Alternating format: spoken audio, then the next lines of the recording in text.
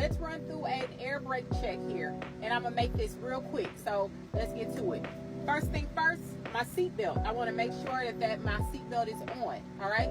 Next thing I'm going to do is I'm going to start my engine, and then I'm going to build my pressure to 120 to 140.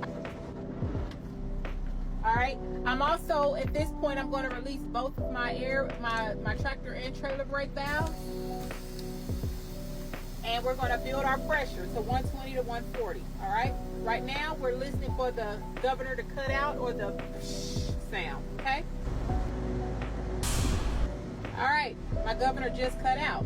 Awesome.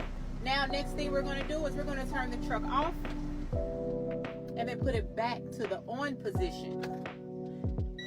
And what we're looking for is for our gauges to sweep. Also checking to make sure our ABS light and DEF light came on and went off in our dash. All right. All right, so once that's there, now the first thing I'm going to do is my leaks test. So I'm going to take my phone out and set it for 1 minute. All right, I'm going to apply pressure to my brake and keep it there and hold it. And I should not lose more than 4 psi in that 1 minute. So I'm going to apply pressure to my brake and hold it. And once my needles stabilize, which means they stop moving, I will then start my minute. So I'm going to put pressure on my service brake. My needles have stopped moving, so now I will start my 1 minute. All right, my 1 minute is up. I will let off. And I want to physically tell the examiner, all right, Mr. Examiner, I did not lose more than 4 psi in that 1 minute. The next test will be my alarms test, all right? Now I'm going to fan my brakes, and my alarm should come on at roughly 55 psi or before, all right? All right, and I want to tell the examiner my alarm came on and it looks like 55 psi. All right, next test is going to be my buttons test. So now I'm going to continue to fan my brakes all the way down, and I want both of my buttons to pop out. And my buttons should pop out at 20 to 45 psi.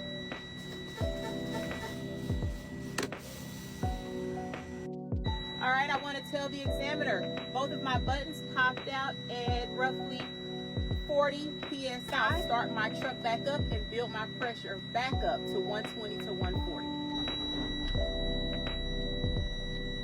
All right, now my air pressure has built back up. So the next portion, I'm going to do a tug test, which means I'm going to release each of my brakes one by one and tug to make sure that my brakes hold. All right. So the first one, I'm going to push in my parking brake, which means I'm checking my trailer brake. Okay, so I'm gonna release my parking brake, put it in drive, give it a few tugs,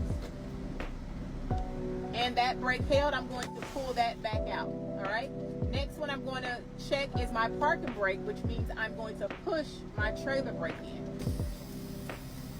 put it back in drive, give it a few tugs. That held.